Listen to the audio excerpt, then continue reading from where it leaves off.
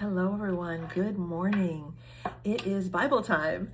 I am Caroline, and today is day 4, and we are reading today Genesis 9 and 10. We are going through the Catholic Bible in this audio Bible video series on YouTube. And so I am very glad that if you are coming back from the other days when we first started, again, this is day 4, so we've got 3 other days of Catholic Bible. I hope that you stay on this journey with me so that we can go through the Bible together. It's so important to get Bible time. I really recommend it. And so that's why I've started this video series. God has pressed into my mind that it would be a wonderful idea to be able to share the Bible with others. I have bought Bibles for my family. I have 3 other sisters. I bought them each a Catholic Bible. And I have bought my son, who's now 21, going to be 22 this July. I bought him a Catholic Bible.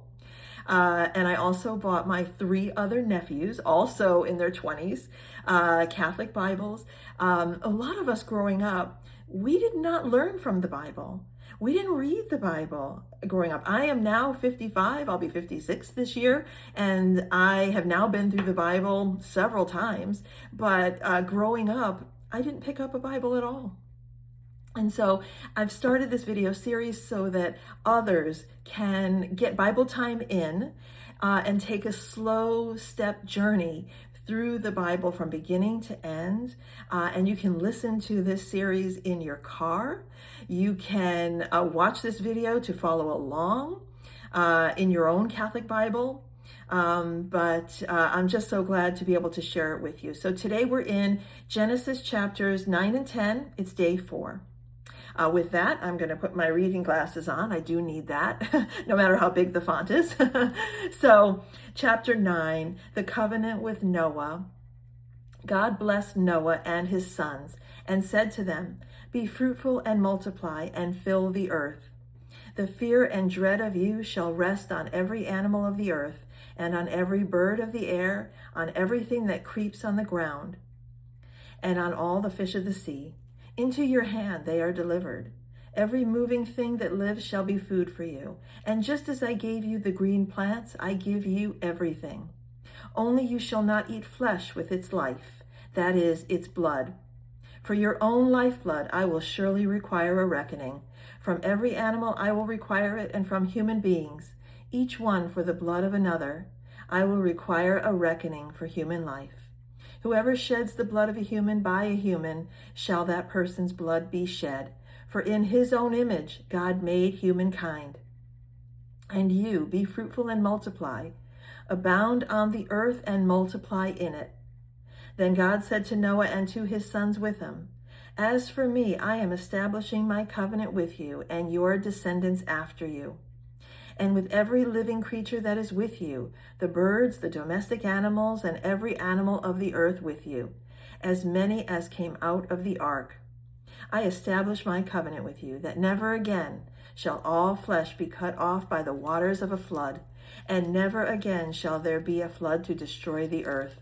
God said, "This is the sign of the covenant that I make between me and you and every living creature that is with you for all future generations. I have set my bow in the clouds, and it shall be a sign of the covenant between me and the earth. When I bring clouds over the earth and the bow is seen in the clouds, I will remember my covenant that is between me and you and every living creature of all flesh. And the waters shall never again become a flood to destroy all flesh. When the bow is in the clouds, I will see it and remember the everlasting covenant between God and every living creature of all flesh that is on the earth." God said to Noah, "This is the sign of the covenant that I have established between me and all flesh that is on the earth." Noah and his sons. The sons of Noah who went out of the ark were Shem, Ham, and Japheth. Ham was the father of Canaan. These 3 were the sons of Noah, and from these the whole earth was peopled. Noah, a man of the soil, was the first to plant a vineyard. He drank some of the wine and became drunk, and he lay uncovered in his tent.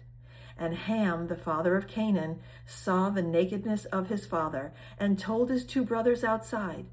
Then Shem and Japheth took a garment, laid it on both their shoulders, and walked backwards and covered the nakedness of their father.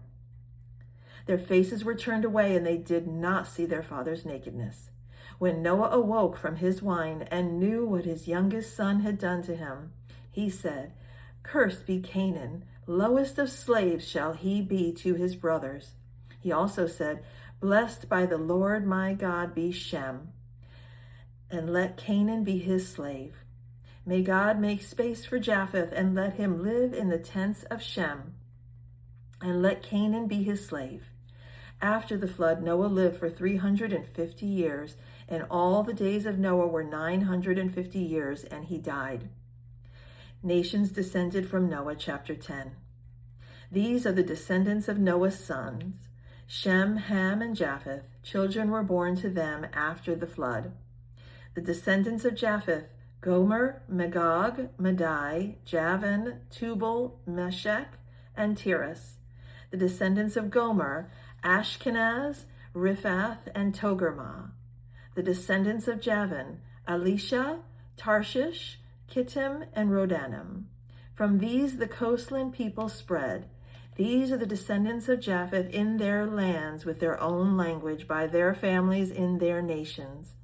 The descendants of Ham: Cush, Egypt, Put, and Canaan.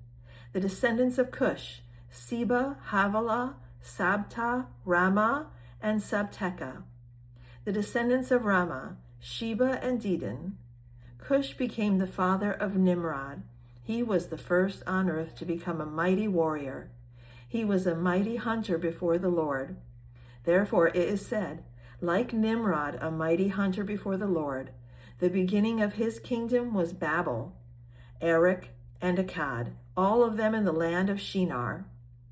From that land he went into Assyria and built Nineveh, Rehoboth, Calah, and Rezin, between Nineveh and Calah, that is the great city. Egypt became the father of Ludim, Anamim, Lehabim, Nephtudim, Prethuzim, Calisuhim, and Caphtorium, from which the Philistines come. Canaan became the father of Sidon, his firstborn, and Heth, and the Jebusites, the Amorites, and the Girgashites, the Hivites, the Arkites, the Sinites, the Arvadites, the Zemarites, and the Hamathites. Afterwards, the family of Canaanites spread abroad, and the territory of the Canaanites extended from Sidon in the direction of Gerar as far as Gaza, and in the direction of Sodom, Gomorrah, Admah, and Zeboim as far as Lasha. These are the descendants of Ham by their families, their languages, their lands, and their nations. To Shem also, the father of all the children of Eber, the elder brother of Japheth, children were born. The descendants of Shem: Elam, Asher, Arpachshad, Lud, and Aram. The descendants of Aram: Uz, Hul, Gether, and Mash. Arpachshad became the father of Shelah, and Shelah became the father of Eber. To Eber were born two sons. The name of one was Peleg, for in his days the earth was divided, and his brother's name was Joktan. Joktan became the father of Almadad, Sheleph, Hazmarveth, Jerah, Hadaram, Uzal, Diklah, Obal, Abimael, Sheba, Ophir, Havilah, and Jobab. All these were the descendants of Joktan. The territory in which they lived extended from Mesha in the direction of Sephar, the hill country of the east. These are the descendants of Shem by their families, their languages, their lands, and their nations. These are the families of Noah's sons according to their genealogies in their nations, and from these the nations spread abroad on the earth after the flood. So there we have it, chapters 9 and 10, and there's a lot to unpack in there. We have in chapter 9, the covenant of God with Noah. Noah was blessed by God for all his good actions, and then, of course, saving him and his family from the flood. And really important with that covenant is that God says, as evidence of that covenant will be my bow in the clouds, the rainbow. So every time you see a rainbow, God and man can see this covenant that God has with all of humanity. And there will never be, as God has promised, another flood. So the rainbow is very special for that very reason. We see also in chapter 9 how Ham, his middle son, Noah's middle son, saw the nakedness of his father. So his father was in the tent, and Ham saw him and gossiped about it to his brothers. His brothers did not, for their part, take part in seeing their father. It was a great sign of disrespect. And so Ham really disrespected his father. And so Ham and Japheth walked backwards into the tent and covered their father's nakedness. And Noah found out what Ham had done to him and saw his nakedness and his shame. And so he cursed not Ham, but Ham's son Canaan. And this becomes very, very important because Noah blessed Ham, his oldest son, Shem, his oldest son. And Shem's line is blessed throughout the rest of the history of the Bible, right down through Jesus. It comes all the way back to Noah, Noah, and then Abraham, and then further on down the line to David, and then to Jesus Christ himself, all in the line of Shem. Ham, as we were saying, Ham is was the father of Canaan, and Canaan, as we saw in chapter 10, you see the sons and the descendants happen to be all of the very bad cities and tribes, like the Philistines. And we see Sodom, Gomorrah, the Amalekites. We see the Amorites. So we see all of these very evil tribes that descended from Ham's line. And later we will see that God himself, in blessing Shem's lines, will take out and have the Israelites conquer those descendants of Ham and Canaan. So the Canaanites' land is what the Israelites took. They took all of that land from the Canaanites. And so were utterly defeated by the time of King David.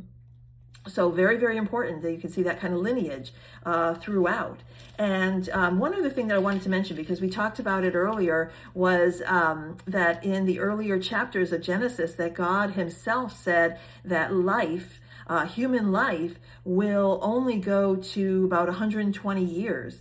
But then you see someone like Noah who lived 950 years. So what are we doing here? So one thing that I was able to kind of research just to see how that played out. So while earlier creation, right up until Noah, lived longer lives, 700, 800, 900 years. Per what God said was that life really was going to be assigned by God to only 120 years.